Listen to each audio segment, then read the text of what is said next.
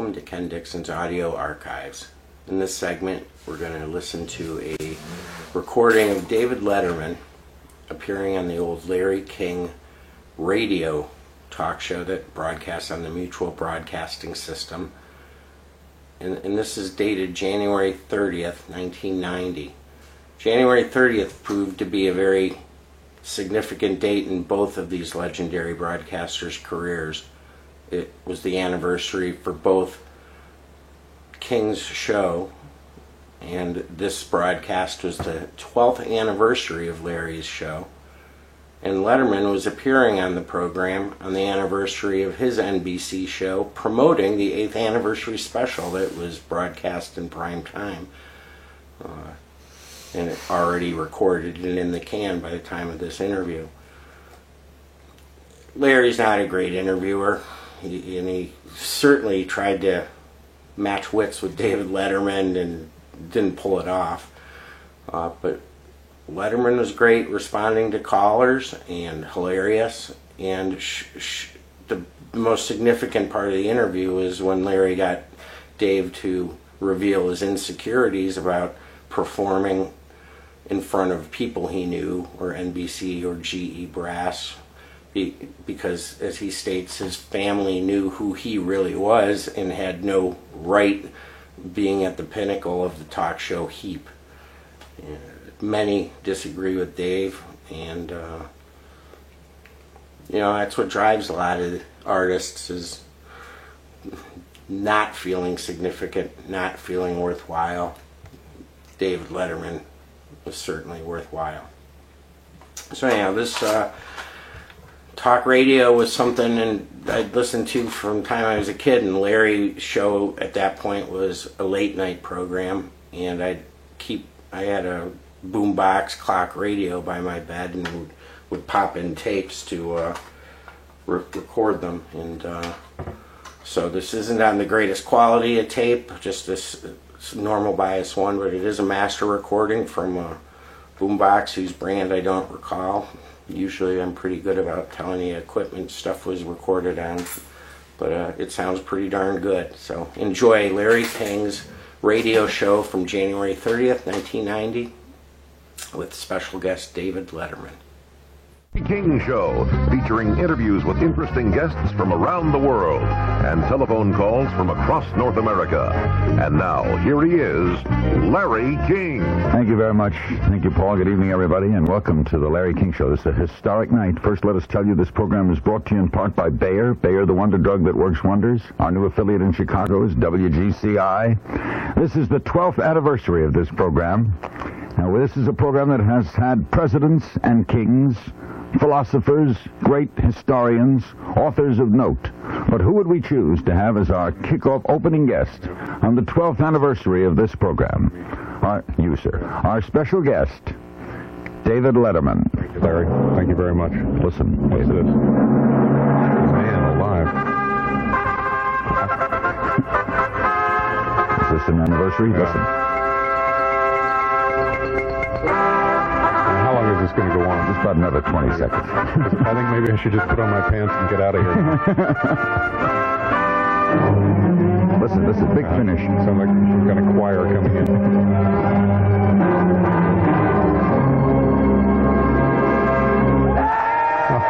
There's a studio audience. I love you, David.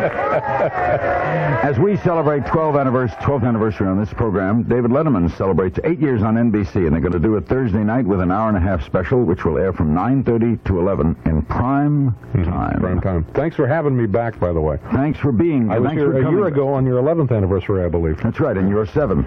That's right. Yeah. And it will continue to work that way, won't it? That's right. Till the end of time. Till the end, yeah. It's the atomic clock of broadcasting. Brandon Tartikoff told me, the president of NBC Entertainment, told me a couple weeks ago. What was the occasion? It was in Los Angeles. He was on this show, and he invited me to come to the taping of your special. Right. And he said, we'd love to have you come, and we think David will let you sit down front. Right. Because he will not let NBC brass sit down front, nor General Electric brass sit down front. Why? Well, first of all, I'm assuming Brandon had been drinking. That's just kind of a given these days. Secondly, that's right. I don't, when working in front of an audience, which we do every night, the thing that unnerves me the most, and that's a pretty long list, by the way, of things that unnerve me, is looking into the audience and seeing a face I recognize, be it a friend of mine, a family member, or you, because then I become very self-conscious. Because in the case of my family, I know that they know and that they are thinking, I have no business doing what I'm doing. And then I kind of... okay, but why would brass throw you, like the president of General Electric? Because they see something they don't like and they pull the plug. You know, if you smart off to their wife or, you know, make a pass at one of them, although considering... No, I won't get into that. But it just... So then you like just total strangers. I just like faces that I don't know and the happy people who have waited in line, who have sent away for tickets, and are grateful, you know, who could be entertained by, in our case, maybe just shiny objects. Mr. Tartikoff also said that this program, the David Letterman Special, historically does very well. Blockbuster numbers. That's right. Yeah. Big numbers in the top 15. Sometimes you've cracked the top 10. All right, here's how it breaks down. Okay. The all-time most watched television program was Roots, of course. Number 2 was our anniversary show last year. Number 3 was the most watched Super Bowl ever. You were number 2 ever. That's right. In the history of the medium. What was on against you on the night you won? That was the night they were doing satellite maintenance at ABC. Thank you. Good night, everybody. How good is this show, David? You're always self-analytical. This one, you know, it's tough because we're doing a nightly show, and it's just tough getting that nightly show off the bus. And then in addition to doing that, we have to do this big 90-minute special, and NBC puts a lot of pressure on us because they give us a lot of money, and normally, like to do an episode of our nightly show, it costs very, very little. And suddenly you're in prime time, and we're talking about maybe $2 million, you know, and so the pressure is on to put together something that will at least stick to the videotape. And did you? Yeah. So we're always leery because we're doing it kind of as a part-time job. This year, I think we probably did. It was probably our best effort to date. I hate to say that because I won't be certain until the cold medicine wears off. But I think it'll be all right. Who's on? Well, we have some surprises, and I can't reveal the surprises, of course, as you know, and as the kids know, then they wouldn't really be surprises, would they? So, but what a way to coax us into watching, though. What a tease that is. I can mention Tom Hanks is on. Tom makes a live appearance and is very, very funny. And we have other live appearances, and turned out okay. Was this all taped to time? Like yes, sir. We did 2 shows. We went out to the Universal Amphitheater. It seats 60,000 people. No, it doesn't. And we filled the thing twice, so that's 120,000 people. The freeways are still jammed. And we did 2 shows, 2 time. You know, started at 3:30 and finished at 5, and then did another show at 7:30. Why 2 shows? Just the first one is to kind of get my nerves out, you know, just to kind of settle myself down. And then the second one we do for real. And they both turned out pretty well. And then do you take the Let me tell you something, Larry, that I wasn't going to mention because it's confidential, frankly. The people who own that facility, the Universal Amphitheater, whenever there's an event of any magnitude, whenever there are people there, they take a look at the records at the end of the day or at the end of the show. And part of these records are medical charts. Now, 5 people during the course of our second show collapsed and had to be taken out on gurneys. They took them over to the infirmary, and in going over the medical records, they had passed out, and the reason given medically was too much entertainment. These people had been overly entertained. In the second show. That's right. So what can I tell you, the home viewer? This is fantastic. Now, when you're doing the first show, the make-believe show. It's not a make-believe show because we're trying as hard as we can, and we would be willing to use that first show. It's just that in doing it in the past, it's like walking into a new house. You're not really sure where the light switches are until you've lived there about. So everybody agrees to, like Tom Hanks agrees to do 2 shows? Tom Hanks did 2 shows, yeah. Jay Leno does 2 shows? Jay Leno would do 2 shows, yeah. So all your surprises did 2 surprises? Yeah, except in my case we have a stooge walk through the first one, and then I show up for the second one. David Letterman's our guest. His special is Thursday night. We'll be taking your calls for David. Now, I would guess that all the phone lines are going. This is a hunch I have. Yeah. So what we'd love to do with David is go to calls early, because we know how much he loves. You love to talk. You don't want. Let me again just say, please, no friends. No family. No Please friends, no family, and no, we love you, David. Yeah, and also... And no congratulations on anniversary. And Larry, let's set some rules. This goes for you. Ask questions I can answer. Don't ask questions for which I have no answer, because I'll start talking as though I were going to answer them, and then 2 minutes later, neither of us will know what I'm talking about. But how would they know that before they ask it? Oh, I think they should be. So in other words, you don't want any questions on the deficit spending. Yeah, on the good, budget. exactly. No questions on the budget. Right, yeah. No family. No philosophic questions. No philosophic questions. No friends. No ideological questions. No ideological. No theological. No questions. theological. I just want to set the rules straight. Okay, Yeah. now. Height and weight I can handle. Okay, now how many have hung up? Okay, we'll come back with David Letterman and your phone calls on The Larry King Show after these messages. 703-685-2177. That's 703-685-2177. Now, from New York City, here's Larry. On this historic night, remember, no congratulations to either of us, even though there's blue ribbon here in the studio, which is very nice. Yeah, it's lovely. Although no one from Mutual has come up from Washington. I'm the only one here. No theological, no philosophical, no friends, no family members. Those are the rules, okay? Our first call for David Letterman, and David Letterman special airs this Thursday night, 9:30 to 11, Eastern and Pacific. Merrick, New York. Hello. Hi, Larry. Hi, Mr. Letterman. How do you do? How do you do? Dave, on December 17th, 1987, my brother and myself attended the taping of Late Night. Let me interrupt you right there. You know, sir, there are no refunds. you understand that. The tickets are free. There's nothing we can do to reimburse you. I'm sorry. Allstate took care of the medical costs. But seriously, Dave, and before the show, you came out, you warmed up the audience. My brother, unemployed, handed you his resume regarding investment banking. And want to get to the point, sir? Getting to the point, you came out in the monologue, mentioned my brother and myself, referred to me as the man in the hunting cap, wanted to know what happened in between the time of the warm-up and before your monologue that you decided to, give my brother and myself that great honor. I don't know what you're talking about, but I appreciate the fact that you called in tonight. Do you do your own warm-ups? Well, it's not a warm-up necessarily in the strictest sense of the word. I just come out and say hello to the people. Isn't that right, sir? That's right. And didn't you enjoy that as much as anything you had enjoyed all day, just seeing me out there saying hello to people? That was a high point. Thank you very much. Thank you. All right, and he wants to know when you decided to mention him and his brother in the actual monologue. I don't know. It's just, a kind of a minute-to-minute thing. If I was taken by it and thought I could share it with the audience at large, I did so. Was it well-received, or did people just kind of boo and hiss and gather their belongings? The audience went wild. There you go. There you go. And did your brother ever get a job? He's just escaped from a state institution. There you go. Congratulations. Thank you for calling. Everybody wants to be. Okay. Our guest is David Letterman. By the way, concludes the phone-in portion of the show. It's possible that a highlight of this show right now, may be on Letterman's show tomorrow night. That's right. That is a possibility. Yeah, if things go extra well, you may actually, maybe you'll be on. Indiana Extra. That's right. Saratoga, New York. Hello. Hi, Dave. How are you? Hi, good. How are you? Very good. Good. You often talk about the interns of your show. Right. How do you become an intern? Right. How do you become an intern? The state, sir, has shut that program down. I'm sorry. I can't divulge the reasons for it, but the intern program no longer exists. It had something to do with sending a young woman to OTB about 2 months ago with a large parcel of cash. If you would like to be an intern, are you speaking about yourself or that last caller's brother? No, I'm afraid I'm speaking for myself. All right. We would love to have you. You have to contact someone on the staff, and I think her name is Kathy. Call and ask to speak to Kathy if you're seriously interested in becoming an intern. Yeah. Thank you. Onward to Wilmington, North Carolina. See, so far they're staying by the rules. At some point, will we get a call from Overland Park, Kansas? Why? I want to hear you say, Overland Park, hello.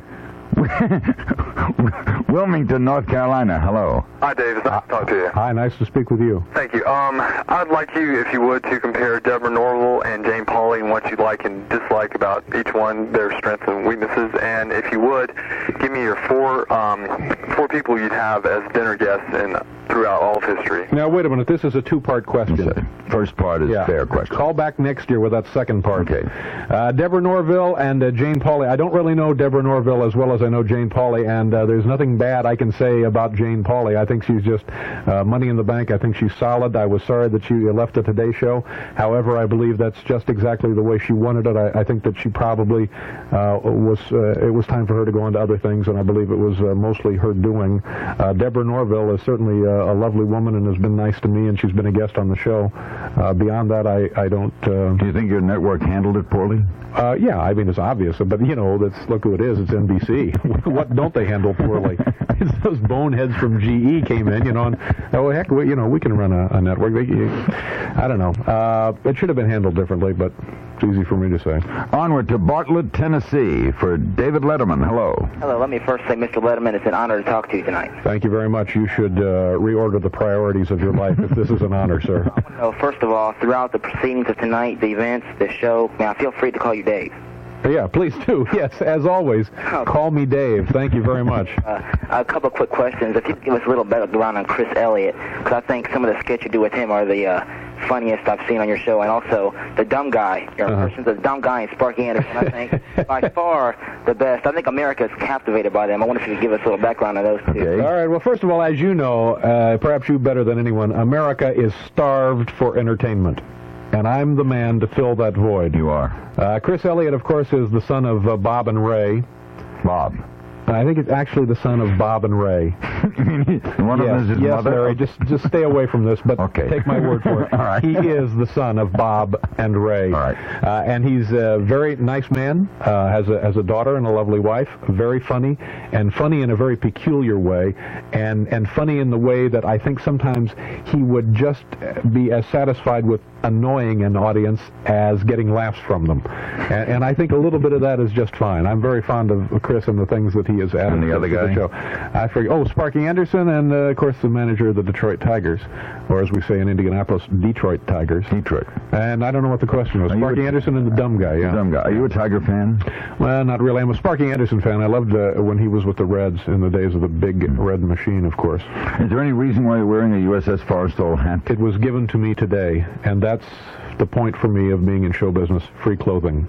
We'll be back. And I guess, Larry, from looking at you, it's also high up there on your list.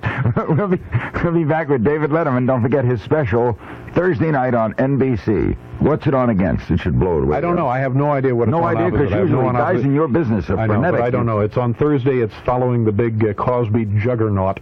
And we're hoping that fools enough people. Oh, Cosby leads into you. Cosby, and then Cheers, and then I think another Cosby. I don't know. Lucky you don't follow Super Bowl. We'll be back with David Letterman after these messages. Now back to Larry. Our next call for David Letterman. Larry, let me ask you a question. What do you suppose this means? We were in Los Angeles last week, and the production headquarters for our show was at the Universal Sheraton. And I know, we were just there last week or so. It's nice, yeah. And like 6 different times on 4 different days, as I'm getting on or off the elevator, different people, all times of the day, stopped, saw me, looked at me, and said, "Hello, Victor." What does that mean? Wait a minute. They all said Victor? 4 different people called me Victor. How did you respond? I don't know. I said, well, of course, how do you do? I'm not there to make enemies, so I'm going to say, hi, nice to see you. Then you must look like some famous... Well, Larry, what it is, I think it's a case of mistaken identity. Really? I think so, too. All right, let's go to... Really? Overland Park, Kansas. Hello. No, it's not Overland Park. We go to North Pole, Alaska. No, you're not going anywhere. Yes. Come on, put up a real city. Okay, North Pole. Are you at the North Pole? Yeah, well, more or less. It's 40 below. Hi, how are you? Wow. What are you doing up there at the North Pole? Why are you there? Yeah. Why am I here? I ask myself that every day. If the Navy finds you up there screwing around, you're in big trouble. Get away from the North Pole. You're going to foul up every compass in the world. I know. Okay. Well, I'm totally in love with you. I look just like Christy Brinkley. I want to start off with that. Well, bless your heart. Questions. I want to know what happened when you had Shirley MacLaine on, because I heard about it, but I didn't get to see it. And my second question after that is, what's the best stupid pet trick you ever saw? I think the best stupid pet trick was, oddly enough, Shirley MacLaine. Thank you. Good night, everybody. Drive safely. No, the best stupid pet trick I think I ever saw... Well, again, this may not be the best, but this was as good as it gets, and it's on the anniversary show Thursday night. And it's really? It's a little dog who does something strange with a vacuum cleaner, and it was very silly and very funny, and it made me laugh. You set us up, Dave. Well, there you go. And as far as Shirley MacLaine, I don't know exactly what went wrong. We looked at the tapes. We had a couple of the top boys from NASA take a look at the tapes.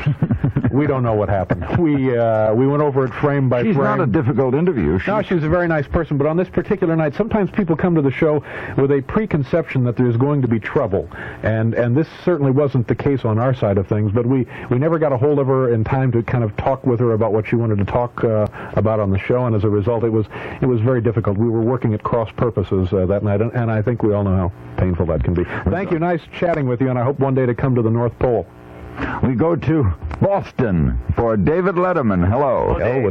Yes, hello. 2 quick questions. Yes, One, sir. is there going to be a Denver Bronco top 10 list Thursday? Yeah, we have one tonight, sir. Oh, you haven't? Oh, you're on yet? Yeah, we have one He's tonight. on in 1 hour. Yeah. Okay. And the second question is, February 20th, I will be at the audience at Rockefeller Center owned by the Mitsubishi people. Right. And I'm going to make history at your show. I will have the first combination dumb ad and supermarket find to give you as a present so you can use on the show. Great, I look forward to that. Why don't you just come by early and we'll have lunch?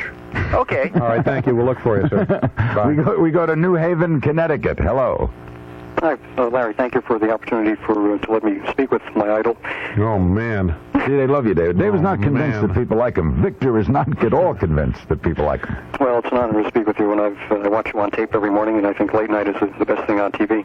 Thank you very much. It's very kind of you. You and your staff have won several well-deserved Emmys for writing, but for the past couple of years, late night has lost in the variety comedy musical show That's right. category. And We've been snubbed by the Academy, sir.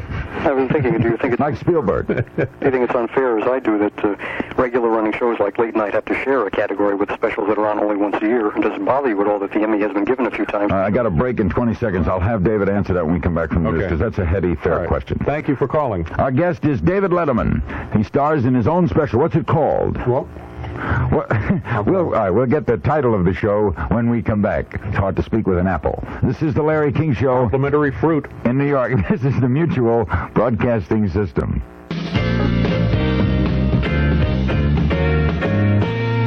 Tonight from New York City, it's the Larry King Show. And now, back to Larry.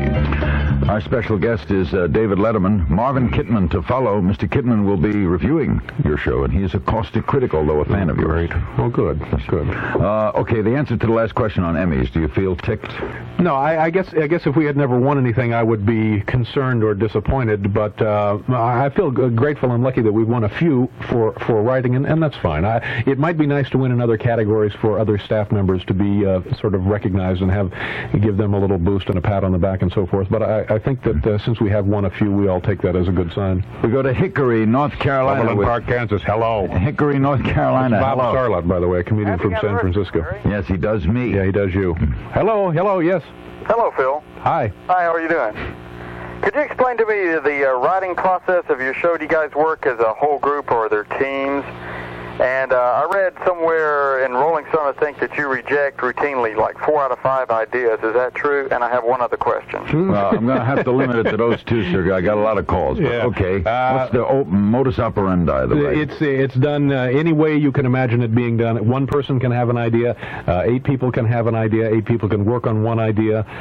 It's done in any way it can be done. It's done. Any way you can chart the human creative thought process. And are you a rejector? Do you reject? Well, I think anybody is. I mean, you don't buy every suit you see when you go into a store, except maybe you, Larry. How about that for a shot, huh? We go to Hickory, Overland Park, Kansas. Hickory, North Carolina. I hope Overland Park calls in. Hickory, or Arlington, Texas. Hello. Hello, Larry. Hey, Dave. Hi, how are you? Pretty good. My name's Dave, too, by the way. Congratulations. Isn't that amazing? Yeah. There's a Dave movie theater right around the corner here, Homosexual Films. Have you seen that theater? Nah. Yeah. Okay. I was wondering, Dave... Odd, though, that, Larry, you know of the building. I was wondering, Dave, what brand of cigars do you smoke? Well, I've given them up, son. I've given them up. Smoking. I quit a year ago on my birthday. I missed them. I enjoyed them. I found almost everything about them to my liking, but I was smoking way too many. What about brand of beer? I'm sorry? Brand of beer? I don't drink. Oh, and is it really true that Paul Schaefer is a madman, wild and crazy womanizing gigolo?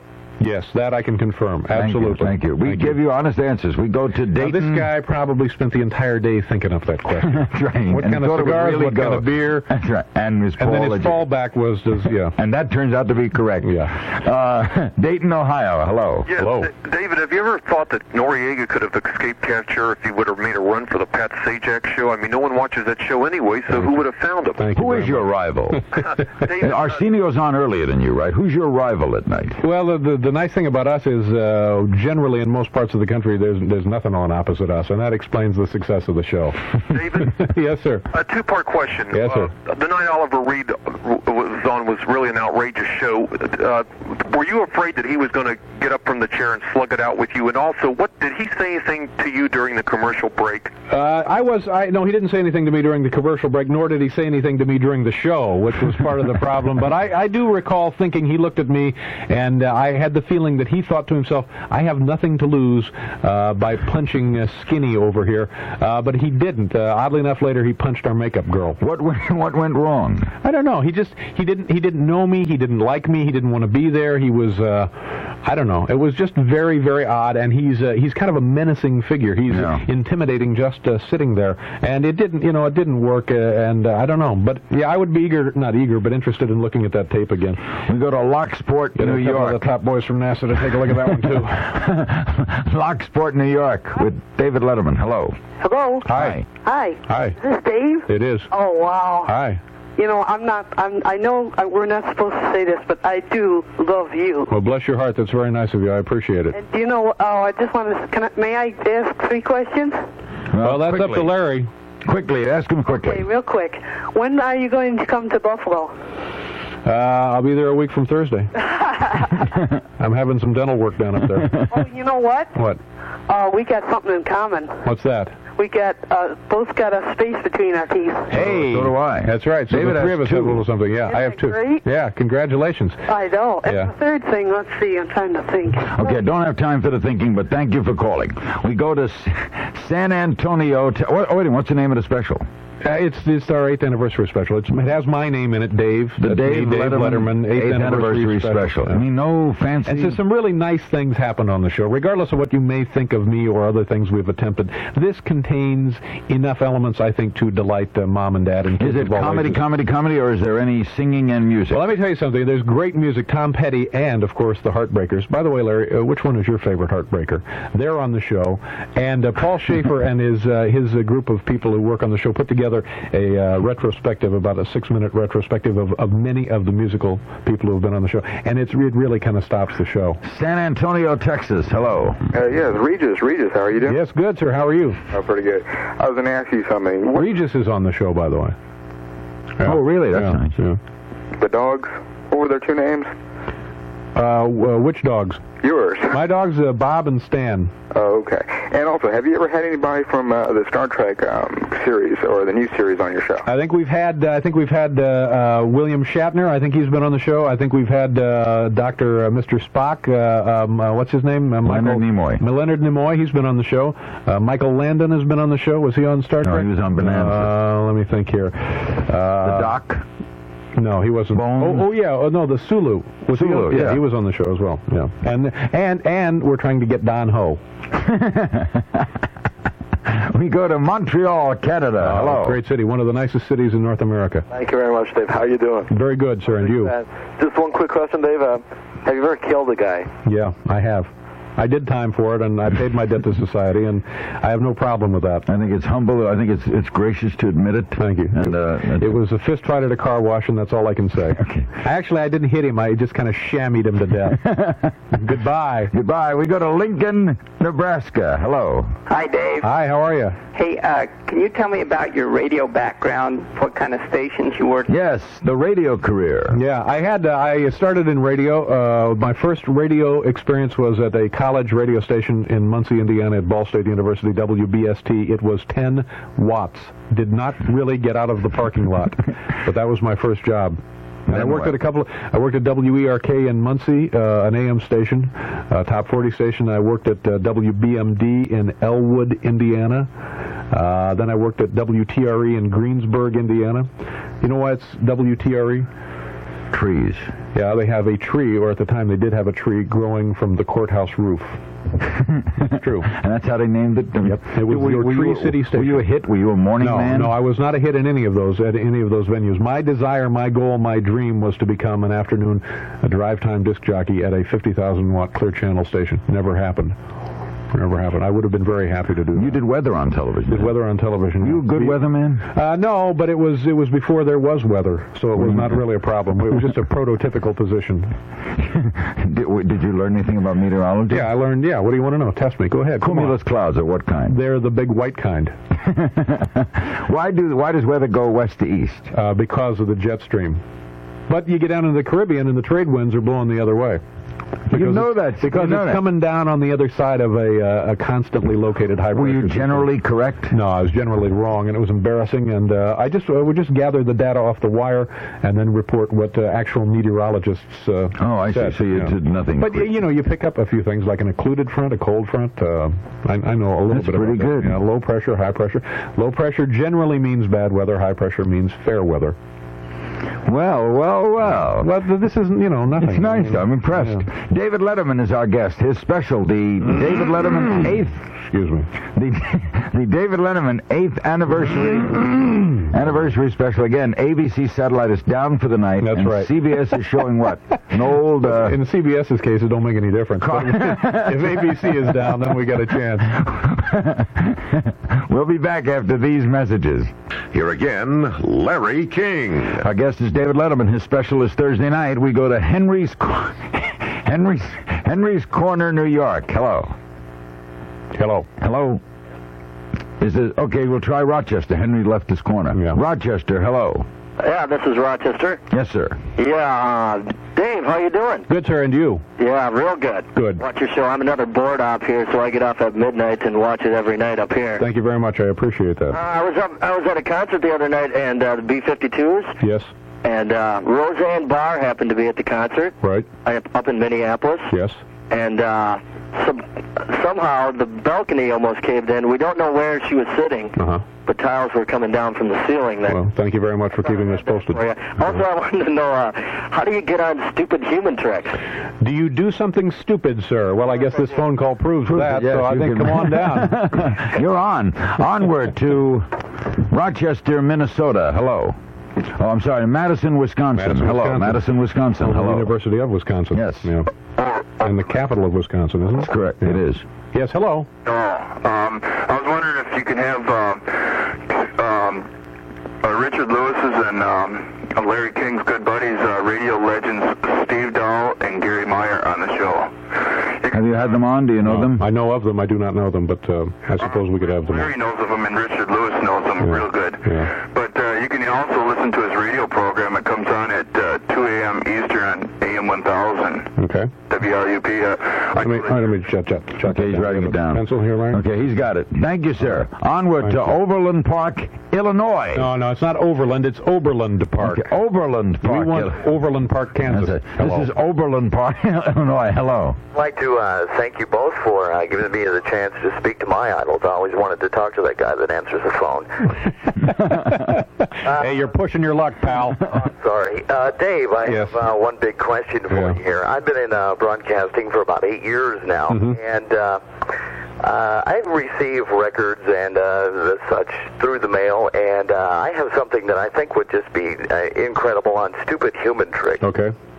This man sent me a record. He's a triple-tongue yodeler. Right. And he sent his picture, and his name is Johnny Classic or something. Johnny Classic, and you're saying the man actually has 3 tongues. That's what it says on the sheet. I don't know. I was wondering if I could get an address where I could send this. Well, technically this is more a freak of nature than a stupid human trick, so I believe we're going to have to disqualify you, sir. That's right. You could go on the new, who's that show? Well, the Nightly News with Tom Brokaw would take you.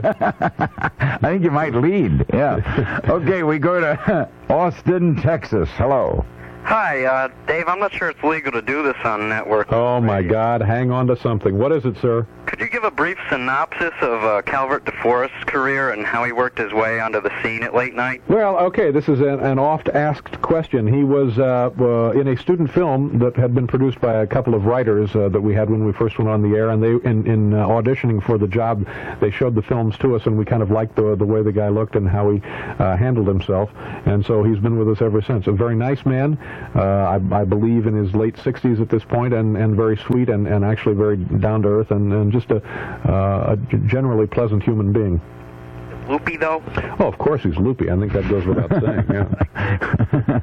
That's true. You don't have to include that. No, there's no point in calling attention to the obvious. We go to Annandale, Virginia. Hello. Hello. Yeah, Hello. hi, Dave, Larry. Hi. I've got one thing to say, one question real quick. Right. Dave. Yeah, Dave, I was going to call you Victor for a second. Oh, see there. Again, it almost happened. It's a case of mistaken By the identity. way, David is go a little easy on that, because the man is a basket case. Yeah. Go ahead. Your steamroller and otherwise smashing type sequences, Yes. I think in many ways they fulfill a lot of the things I really wanted to do in my childhood, but was unable to do so for reasons my parents may have had something to do with. Right. My question is, actually a statement leading into that I think that you rate up there for me with the Three Stooges. Thank you very much. I really enjoy the Stooges. Thank I really enjoy you. Well, I'm honored. If you could remake the Three Stooges today, which three comedy acting type personalities would you cast as Larry, Moe, and Curly? Geez, this is a good question. If we were going to cast the new... We're going to make a Three Stooges here. Guys who knocked themselves in the head. Yeah. Who'd be Moe? Let's see. This is the kind of question you really should have a pretty good answer for. Let me just think. Okay. This is thinking. Well, of course, everybody across the country is saying, what about our vice president? See, there you now we're building a little comedy piece here. That's right. Yes, we're working with it. And Gorbachev, I understand, is looking for a job. That's right. See, now, just bring it home, Larry. One big killer name. Gorbachev, Quayle, and Zsa Zsa. Thank you. Good night, everybody. Drive safely. You're a beautiful audience. We'll be back with David Letterman after these messages.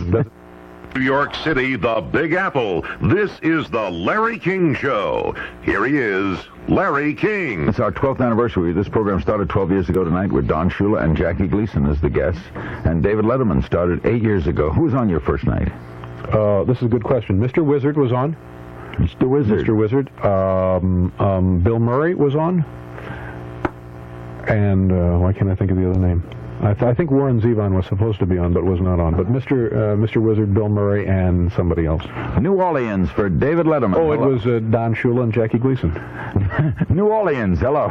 Hello, Larry. Dave, congratulations. Thank you very much. Dave, I have two questions. Yes, sir. How long were you a stand-up comic before you became an overnight success on late night? I moved to Los Angeles in 1975 to become a stand-up comedian, and our late night program, I think, went on the air in February of '82. So it took me 7 years. Time I moved 7 years. Yeah. You had a daytime show for a while. Yeah, I had a daytime show for like 1 day. No, it was 6, I don't know what it was. 16 weeks, I'm not sure. It didn't last too long. Onward to Hartford, Connecticut. Hello. Hello, Larry. Happy anniversary. Thank you. Dave. Yes, hello. Thank you very much for calling. Northeast Magazine in Hartford, Connecticut did a real good write-up on you this past Sunday. And I just want to know, how's your cholesterol level now? I was worried about you. My cholesterol has bottomed out. It's finally where my doctor said he would like to see it. It's 820. And so I'm feeling pretty good. Thank you very much. I'm glad you taped the show. Did you have a cholesterol problem? Well, you don't. It just depends on who you talk to. I did. My cholesterol was high. It was like 260 something. That's and what high. They like to see it closer to Under 200. yeah. And so we had some dietitians come on, some experts come on. We had a guy from Sony come on, and we got my cholesterol down to about 245, 250. What did the Sony guy have to do with it? It was a mistaken booking. He couldn't have been there. We go to Campbell, California. Hello. Hi, Dave. Two questions, two different ones, okay? Yes, ma'am. First off, when you had Cher on the first time, were you upset when she called you an awfully nice guy and 7 other letter words? Yes. And was that planned? No, it was not. Well, she may have been planning to do that. I was taken aback by it. I just thought, well, this is kind of too bad. She called me a name, and I don't know. I mean, I don't think anybody really likes to be called names in their own home. Why? Why don't you like to be called? Why did she call you a name? Well, she had this opinion of me that I was going to be trouble, that I was nasty. That why then did she agree to do the show? Well, there you go, Larry. There is one of the great mysteries of life. You tell me. I don't know. I mean, I've always kind of liked her. I've always sort of been I like the idea of somebody like Cher, somebody who is all consumed and is nothing but show business and is kind of bigger than life and sort of sings and sort of dances and sort of acts, and then she comes on shows and is followed around by a covey of young people sort of attending to her and so forth. You know, I think that's nice to have. You know, that's show business. And now I forget the question. Overland Park, Kansas. Hello. We go to Raytown, Missouri. Hello. Yeah, gentlemen. I'm starting to sound like I'm imitating myself. Raytown, hello.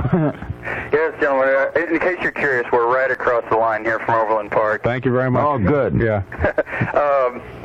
You guys kind of blew my thunder there earlier when you were talking about your morning show. I did enjoy that. I was one of the guys that watched. You're the one. Thank you. By the way, there was one time during that I remember you when the show would go really slow, you used to take your tooth out and set it on the desk.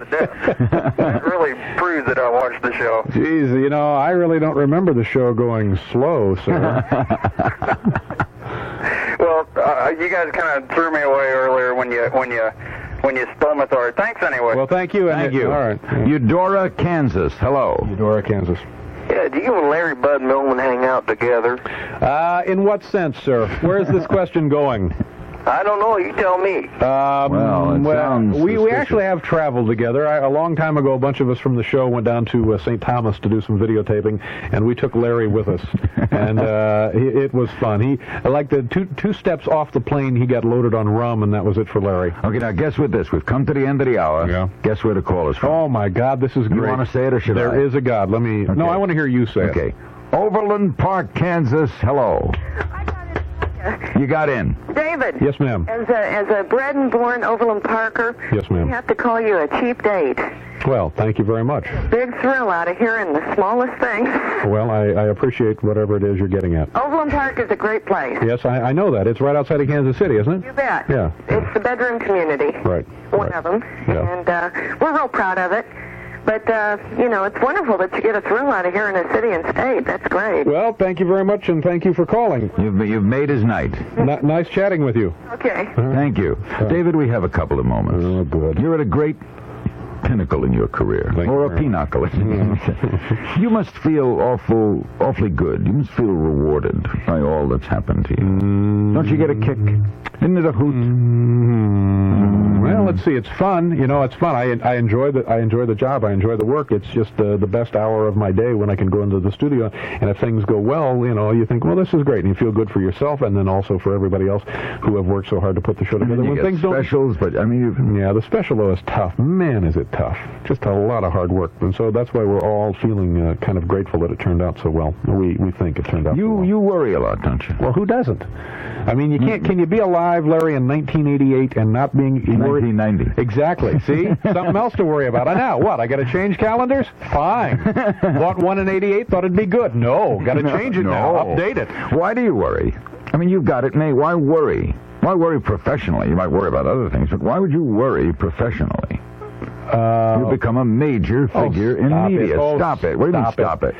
Well, I mean, I don't know. I don't worry any more than somebody who has their own business, or somebody who's running a restaurant, somebody who has a donut shop. You want things to go as well as they can each day, and if that includes some worry on your part, then so be it. But you know you're good. You know, I don't. What am I going to say to that? No, you do. What's wrong with saying every day you go in there, and if you screw something up one day, you think to yourself, well, all right, I've screwed it up today, but tomorrow maybe I can do a little bit better. And you know, that's the way. That's life for everybody. I'm encouraged by this special though because you like it. Yeah, see, I'm wondering now if this isn't the kiss of death. You know? No, you like it. You know what I look? I think what it is the lighting. In California, the lighting people do such amazing things, and I'm looking at. We were sitting there watching the show being played back, and it just looks so good. I'm saying out loud, it's someone else's show, isn't it? Great pleasure having you. Yeah, nice Next to see year, you. Hey, and happy anniversary. Same to you. And anytime you want, come over and be on our show. I love doing that. All right. We have a great time. Thanks, David Letterman. Marvin Kittman is next. Mr. Kittman will be criticizing the David. Oh, fine. That's all I need. It hasn't been on the air yet. Do critics see it in advance? No, we don't show it to people because we're just worried about getting it right. More worry. Yeah. David Letterman. That's complimentary fruit is a wonderful idea, Larry. Let's hear David Letterman eat an apple for a second. Man, this is delicious. We'll pause for news on the hour, a word from your local stations, and we'll come back with television critic Marvin Kittman. Our guest has been David Letterman. Offering some fruit. This is the Mutual Broadcasting System.